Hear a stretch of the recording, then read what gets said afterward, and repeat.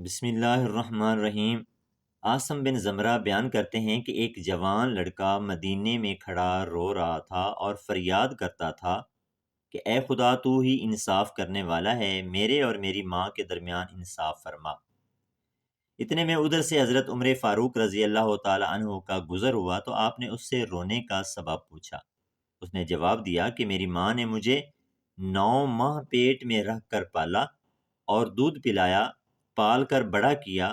اب میں پرورش پا کر جوان ہو گیا، اچھے اور برے کی تمیز بھی کر سکتا ہوں، اپنے بیگانے دائیں بائیں کی بھی مجھے اچھی طرح پہچان ہے، مگر اب وہ مجھے اپنا بیٹا ماننے سے انکار کرتی ہے اور مجھے گھر سے نکال دیا ہے۔ حضرت عمر رضی اللہ تعالیٰ عنہ نے اس کی ماں کو بلوایا۔ لڑکے کی ماں اپنے 4 بھائیوں اور قبیلے کے لوگوں کے ساتھ حاضر خدمت ہوئی۔ خلیفہ وقت نے اس سے پوچھا کہ اس لڑکے کے بارے میں کیا کہتی ہے؟ عورت نے کہا کہ یہ لڑکا صاف جھوٹ بولتا ہے، میں نہیں جانتی کہ یہ کون ہے اور کس قبیلے سے ہے اور کیسے مجھے ماں سمجھتا ہے، جبکہ میں ابھی تک غیر شادی شدہ ہوں۔ آپ نے اس کی گواہی پوچھی تو اس کے 4 بھائیوں اور 40 قبیلے کے لوگوں نے اس کی گواہی دی، اور یہ لڑکا بلا وجہ اس عورت کو ذلیل کرنا چاہتا ہے۔ لڑکے سے جب ثبوت مانگا تو اس نے کہا میرے پاس اس کے علاوہ کوئی ثبوت نہیں کہ میں اس کا لڑکا ہوں اور یہ میری ماں ہے، میں اس کے پیٹ سے پیدا ہوا ہوں، اس کے زیر سایہ پرورش پائی ہے۔ چونکہ عورت کی طرف سے 40 گواہ پیش ہوئے تھے اور لڑکا کوئی گواہ پیش نہ کر سکا تو حضرت عمر رضی اللہ تعالیٰ عنہ نے اس لڑکے کو کوڑے لگانے کا حکم دیا۔ جب اس لڑکے کو کوڑے لگانے کے لیے لے جا رہے تھے تو اچانک اس لڑکے کی نظر حضرت علی رضی اللہ تعالی عنہ پر پڑی، جو اس جگہ سے تشریف لے جا رہے تھے۔ اس لڑکے نے زور زور سے آواز لگائی کہ اے رسول اللہ کے بھائی، میں بہت مظلوم ہوں، میری فریاد رسی کیجیے اور مدد کریں۔ حضرت علی رضی اللہ تعالیٰ عنہ نے فرمایا کہ اسے حضرت عمر فاروق رضی اللہ تعالیٰ عنہ کے پاس واپس لے چلو۔ جب وہ لڑکا حضرت عمر رضی اللہ تعالیٰ عنہ کے پاس واپس آیا تو انہوں نے پوچھا کہ اسے واپس کیوں لائے ہو؟ لوگوں نے کہا کہ حضرت علی رضی اللہ تعالیٰ عنہ کے حکم سے واپس لائے ہیں۔ اسی وقت حضرت علی رضی اللہ تعالیٰ عنہ بھی تشریف لائے اور فرمایا کہ اس لڑکے کی ماں کو میرے سامنے لاؤ۔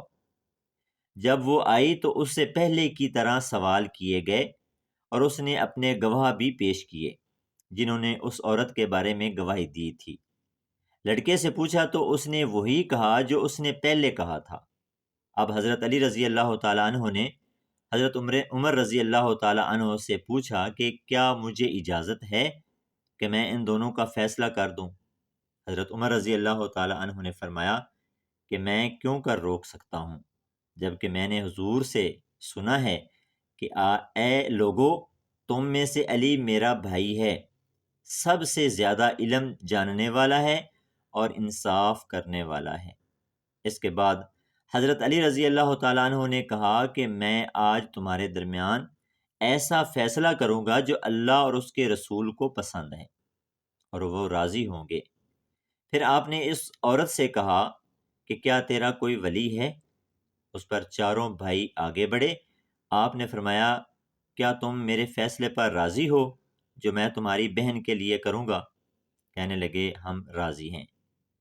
اس طرح اس لڑکے سے معلوم کیا، سب کی رضامندی لے کر آپ نے فرمایا کہ میں اللہ کو گواہ کرتا ہوں اور حاضرین کو بھی گواہ کرتا ہوں کہ میں نے اس عورت کو باعوض 400 درہم کے اس لڑکے کے نکاح میں دیا، اور 400 درہم اس لڑکے کو دیے کہ اس عورت کے دامن میں ڈال دے اور واپس نہ آنا جب تک غسل جنابت سے فارغ نہ ہو جائے۔ یوں ہی یہ فیصلہ اس عورت نے سنا تو اس کی چیخ نکل گئی اور کہا کہ اے برادر رسول، کیا غضب ہو گیا ہے کہ میں بالکل ہی جہنم کا ایندھن بن جاؤں گی؟ اقرار کرتی ہوں کہ یہ میرا لڑکا ہے اور میں اس کی ماں ہوں۔ ایک ماں کیسے اپنے بیٹے کی بیوی ہو سکتی ہے؟ حضرت علی رضی اللہ تعالی عنہ نے فرمایا کہ پہلے کیوں نہ اقرار کرتی تھی۔ کہنے لگی کہ میری کوئی خطا نہیں، یہ سب قصور میرے بھائیوں کا ہے، کیونکہ انہوں نے میری شادی ایک مالدار سے کی جس کا انتقال ہو گیا، جس سے یہ لڑکا پیدا ہوا۔